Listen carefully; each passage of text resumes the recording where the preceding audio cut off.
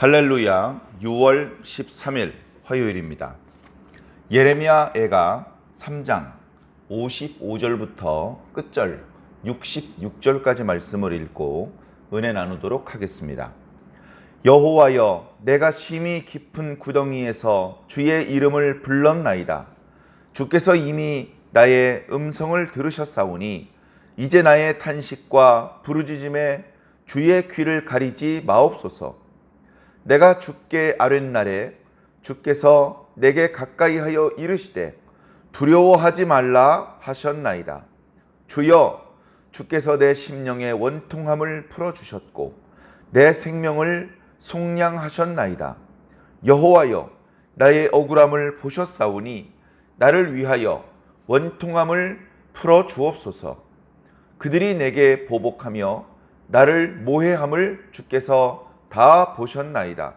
여호와여, 그들이 나를 비방하며 나를 모해하는 모든 것, 곧 일어나 나를 치는 자들의 입술에서 나오는 것들과 종일 나를 모해하는 것들을 들으셨나이다. 그들이 앉으나 서나 나를 조롱하여 노래하는 것을 주목하여 보옵소서. 여호와여, 주께서 그들의 손이 행한다로 그들에게 보응하사 그들에게 거만한 마음을 주시고 그들에게 저주를 내리소서. 주께서 진노로 그들을 뒤쫓으사 여호와의 하늘 아래에서 멸하소서. 아멘. 감사합니다. 예레미야애가 말씀이 무겁습니다. 고난의 연속이고 하나님 앞에 부지런히 살려달라고 기도하는 상황입니다. 상황은 점점 좋지 않게 흘러가고 있습니다. 이제 유다 백성들의 고난을 보면서 눈물을 흘리던 선지자가 본인도 고난을 당하는, 본인도 언제 죽임을 당할지 알 수 없는 급박한 지경에 이르게 됩니다. 그럼에도 불구하고 백성들에게 우리가 여호와께 돌아가자, 여호와께서 잘못한 것이 아니라 우리가 잘못한 것이다, 우리가 회개하자, 우리가 얼굴을 하나님께 들자, 우리의 손을 하나님께 올리자라고 권면하였고 자신이 백성들을 위해서 기도하며 하나님 앞에 가까이 나아가는 모습을 보여주고 있습니다. 그래서 우리는 지난 시간에도 백성들을 위해서 권면하며 기도했던 선지자의 모습을 보았고 오늘도 그런 모습을 보고 있습니다. 여호와여, 하나님 앞에 기도하는 상황입니다. 내가 심히 깊은 구덩이에서, 심히 깊은 구덩이라는 표현 자체가 더 내려갈 수 없는 급박한 상황이라는 뜻입니다. 이스라엘에는 구덩이들이 곳곳에 있습니다. 우물도 아니고 그곳에 어떤 물건을 저장하려는 것도 아닌 구덩이들이 있는데 그것은 이스라엘 땅에 물이 부족하기 때문에 그렇습니다. 구덩이를 파 놓습니다. 그래도 그 구덩이는 물을 저장하기 어려운 라임스톤으로 되어 있는, 물을 담아봤자 곧 땅속으로 스며 다 흘러나가버리는 그런 구덩이입니다. 그런 구덩이에 물을 저장하기 위해서는 그 라임스톤에 진흙을 가져다가 발라야 됩니다. 그러면 그 진흙 때문에 물이 금세 빠져나가지 않고 물이 고여 있습니다. 그러면 그렇게 구덩이를 준비해 놓은 자리에 비가 오면 그 자리에 이제 물이 고입니다. 깨끗한 물은 아닙니다. 벽에 발라놓았던 진흙이 흘러나와서 진흙탕 물이 되는 것이죠. 그러나 진흙탕 물조차 구하기 어려운 때에는 그 물이라도 사용을 해야 됩니다. 그 물로 가축을 먹이든지 씻기든지 또는 들판에 물을 줘야 될 수도 있습니다. 자, 그런데 건기 때는 그나마 그게 바짝 말라버리죠. 바짝 말라버립니다. 그렇게 바짝 말라버린 구덩이에 바벨론 사람들이 유다 사람들을 밀쳐서 구덩이 아래로 굴러 떨어뜨립니다. 그래 놓고서 낄낄거리면서 웃고 욕하고 조롱하고 돌팔매질 하다가 마지막에 화살을 쏴서 죽이는 겁니다. 사냥할 때 사슴 같은 것을 구덩이에 몰아놓고 도망할 수 없게 만들어 놓고 화살을 쏘는 것과 마찬가지 상황이죠.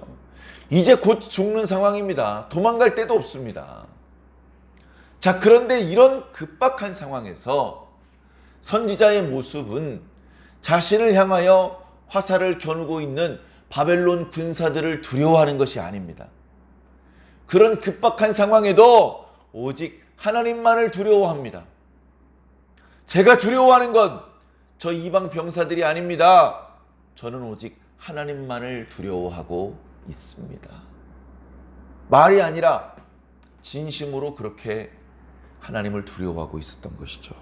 그래서 그 구덩이에 들어가서 이방 병사들을 향해서 나 좀 살려주시오, 나 좀 살려주시오, 그렇게 외친 것이 아니라 하나님의 이름을 외쳤던 것입니다. 하나님이시여, 하나님이시여, 여호와 하나님이시여, 그렇게 하나님의 이름을 불렀다는 것입니다. 뭐라고 불렀습니까? 주께서 이미나의 음성을 들으셨으니, 하나님 제 음성 들으신 거 알고 있습니다. 이미 들으셨잖아요. 그러니 저에게 가까이 오십시오. 나의 탄식과 부르짖음에 귀를 가리지 마시옵소서. 하나님께서 내가 기도하자마자 응답하진 않으셔요. 꽤 오랜 기간 하나님의 응답 없이 계속해서 나만 하나님의 이름을 부르고 있습니다. 그럼에도 불구하고 멈추지 않고 계속해서 하나님의 이름을 부르고 있습니다. 그러면서 말하죠. 하나님, 제 기도 듣고 계시잖아요. 이미 다 듣고 계시고 다 보셔서 알고 계시잖아요. 이제 더 이상 침묵하지 마시옵소서. 그렇게 이제 간구하는 것입니다. 백성들보다도 더 하나님께 한 걸음 가까이 나아간 것입니다. 더 하나님께 가까이 나아간 것입니다.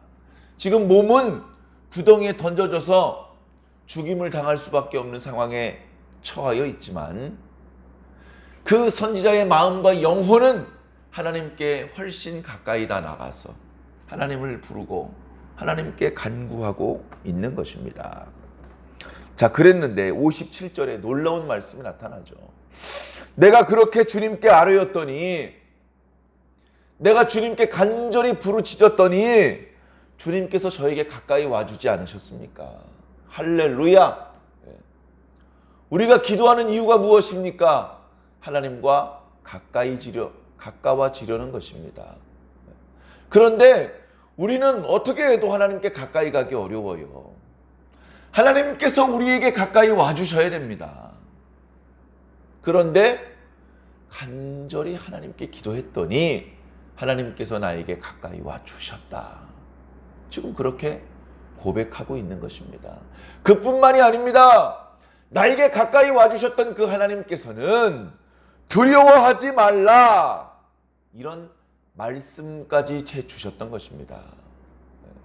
침묵하셨던 하나님, 외면하셨던 하나님이 사실은 내 기도를 듣고 계셨고 사실은 내 모든 고난을 보고 계셨으며 내가 간절히 기도하였더니 하나님께서 나에게 가까이 오셔서 두려워하지 말라는 위로의 말씀까지 주셨다. 이 두려워하지 말라는 말씀을 들을 때까지 기도해야 됩니다. 두려워하지 말라. 누가 이런 응답의 말씀을 들을 수 있습니까? 하나님만 두려워하는 사람이 이런 응답의 말씀을 들을 수 있습니다. 배고픈 것도 걱정되고 내일도 두렵고 얻어맞을까봐, 저기 저 바벨론 군병들의 화살에 찔려 죽을까봐, 그런 여러 가지 것들을 두려워하는 사람은 이런 응답을 받을 수가 없죠. 하나님, 저 그런 건 두렵지 않습니다. 저는 죽는 것도 두렵지 않습니다. 근데 하나님이 두려워요. 하나님이 두려워요.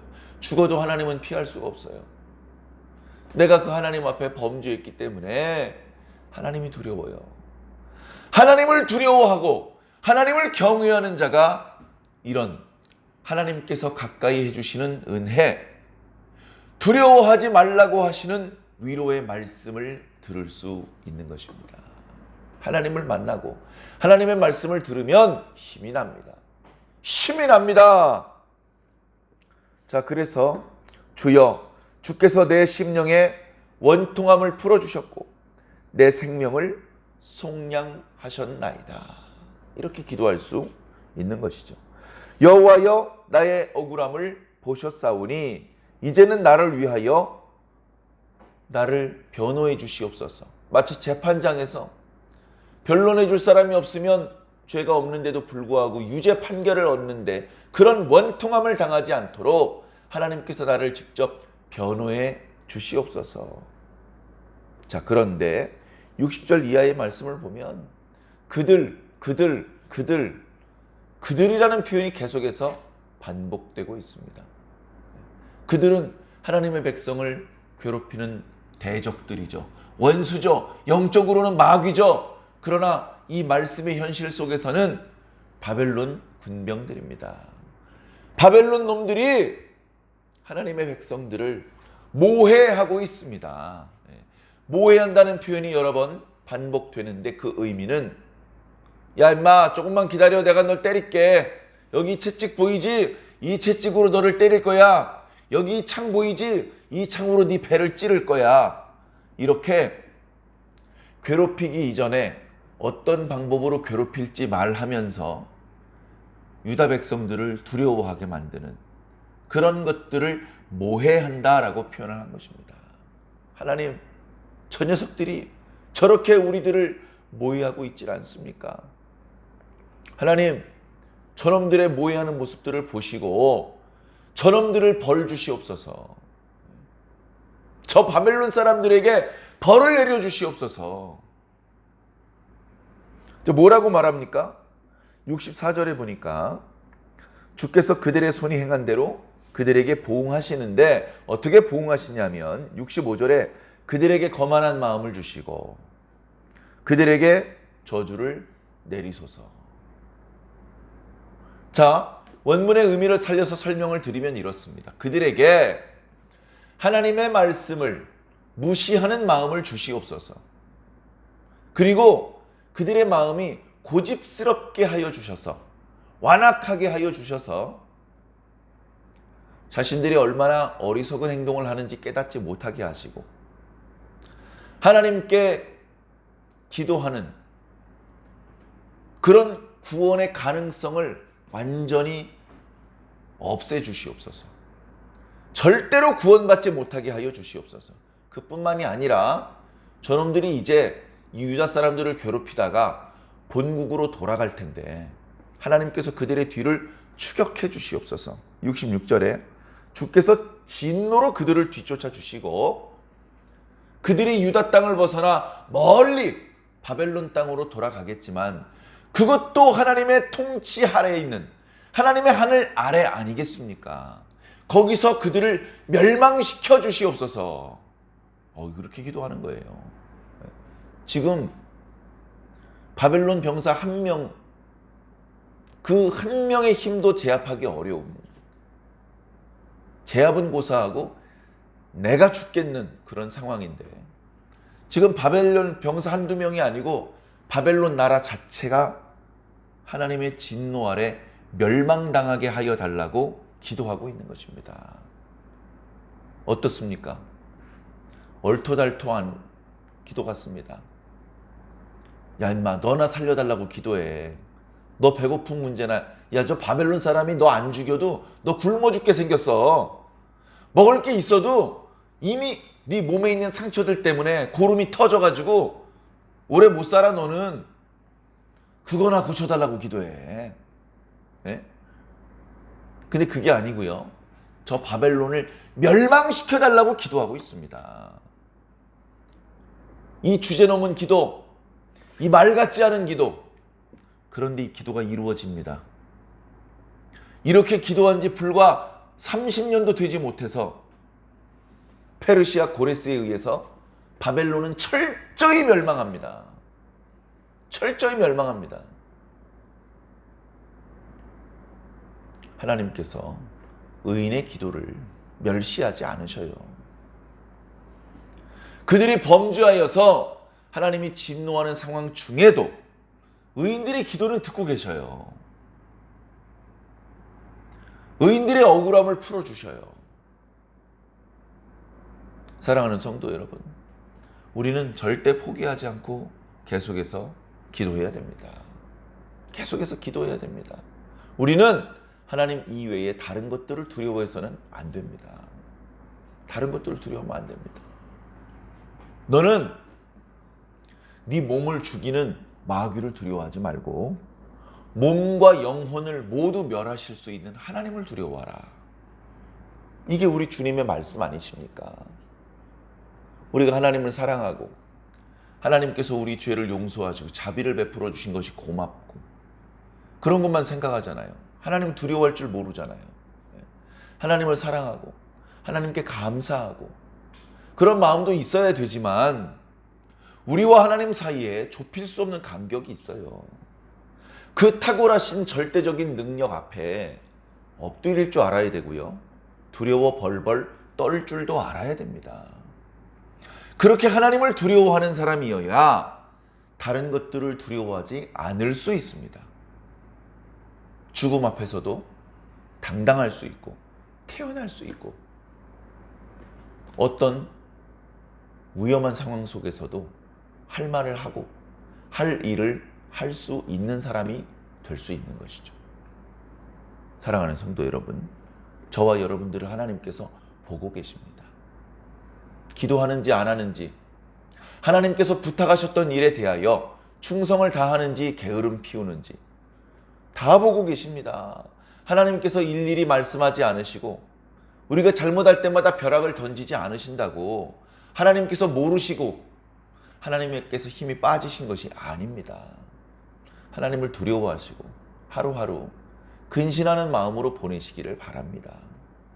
어려움 중에 하나님께 기도하는 것을 쉬지 마시고 또 피곤하지만 하나님께서 새 힘 주시기를 간구하면서 우리가 해야 될 사명들에 대해서는 충성을 다해야 될 줄로 믿습니다. 오늘 하루도 하나님 앞에 부끄럽지 않은 그런 하루로 보람있게 사시기를 주님 이름으로 간절히 축원합니다.